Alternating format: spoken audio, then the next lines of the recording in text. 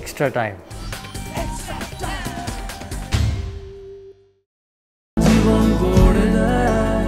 সত্যি জীবন গড়ে দেয়।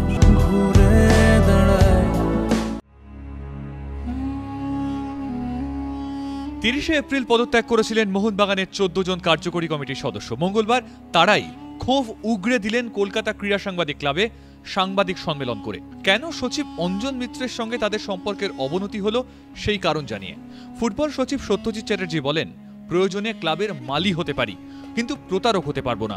মোহনবাগান ক্লাব যেখানে গোস্বপাল, শৈলেন মান্নার প্লেয়ার ছিলেন, সুব্রত ভট্টাচার্য, উমাপতি কুমার, কুমড়া ভট্টাচার্য, আমার আত্মীয় মনমোহন মুখার্জি 1911 সালের, আমার আত্মীয় বিমল মুখার্জি প্রথম লিগ জয়ী ক্যাপ্টেন, তাদের সাথে আমি আছি।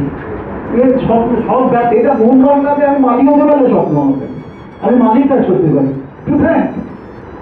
যদি আমাকে দেবাশিস মুম্বাইরা বলে যে সত্য হয় আমরা তিনজনে আমরা সবাইকে মোহনবাগানের খাতে করবো, তাতেও আমি খুশি হবো। গাছ বসাতো, গাছ কুমারবাবু এনে গাছ বসাতো। ফুটবল সচিব থেকে সরে আসার পর সত্যজিৎ চ্যাটার্জিকে আক্রমণ করেছিলেন ক্লাব সচিব অঞ্জন মিত্র। কে সত্যজিৎ চ্যাটার্জি, ওর কি অবদান, ও 1 টাকাও এনেছে ক্লাবের জন্য?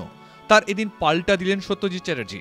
ক্লাব সচিবের নাম না করে বললেন, কে সত্যজিৎ চ্যাটার্জি, ডার্বির রেকর্ড খুলে দেখে নিন।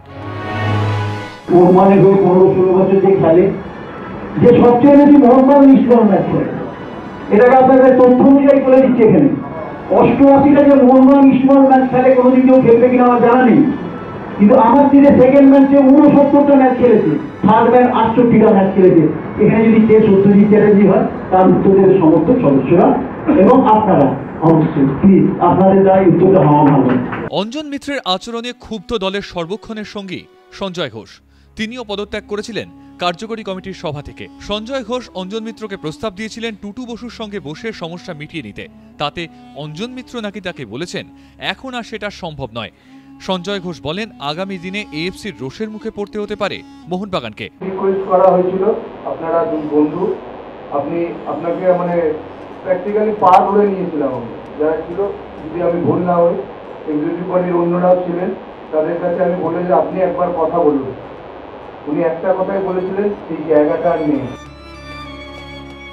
অনেকের ধারণা, দেবাশিস দত্তদের চাপে পড়ে নাকি দল বেঁধে পদত্যাগ করেছেন কার্যকরী কমিটির সদস্যরা। সত্যি কি তাই? সবটাই পরিষ্কার করে দিলেন দেবাশিস দত্ত। যে টুম্পাই আর দেবাশিস লোককে দিয়ে রেজিগনেশন করাচ্ছে, তো আজকে সেই কারণে সবাইকে আমি সামনে হাজির আছি, সবার সামনেই বলছি, এনারা যা রেজিগনেশন যারাই যখন দিতে চেয়েছেন, তাদের নিজেদের বিবেকের দ্বারা তারা বলেছেন যে আমরা রেজিগনেশন, যদি সবাইকে দিয়ে আমরা রেজিগনেশন করাতে চাইতাম, তাহলে যেদিন আমরা দুজনের রেজিগনেশন খালি করেছিলাম, সেদিন তো আমরা বাকিদেরকে করাতে পারতাম 20 জনকে দিয়ে। কিন্তু এই পরিস্থিতিতে করণীয় কাজ কি? দেবাশিস দত্ত বললেন, টুটু বসু ফিরুন, ওনার সঙ্গে কথা হবে। টুটুবাবু কলকাতায় ফিরছেন 4 তারিখ। আমরা টুটুবাবুর থেকে সময় চাইব, আমরা সবাই মিলে গিয়ে চেষ্টা করব 5 তারিখে যদি উনি সময় দেন দেখা করার, এবং পুরো ব্যাপারটা বিষয়টা ওনাকে জানানো, এবং টুটুবাবুর সঙ্গে আলোচনাটাও একটা অত্যন্ত ইম্পর্টেন্ট ব্যাপার। আমরা মনে করছি, আর কেউ মনে করুক না করুক, টুটুবাবুর সঙ্গে আলোচনা করে পরবর্তী পদক্ষেপ, এবং সদস্যদের সঙ্গে সবাই কথা বলছে, মহেশ কথা বলছে হাওড়াতে, অসিত হাওড়াতে কথা বলছে, বাপ্পা উত্তর কলকাতা, উত্তম উত্তর কলকাতা, সবাই। এবং এর মধ্যে আপনারা দেখেছেন প্রাক্তন প্লেয়াররাও, চুরিদার মতো প্লেয়াররাও অনেক বক্তব্য রেখেছেন, অনেক রাজনৈতিক নেতা নেত্রী টুম্পাইয়ের সঙ্গে কথা বলছে, আমাদের সঙ্গে কথা চলছে। তো সবাই এখানে, এটা সদস্যদের দ্বারা চালিত, সমর্থকদের দ্বারা চালিত ক্লাব। কি হবে ফিউচারে, সেটা ফিউচারই বলতে পারবে।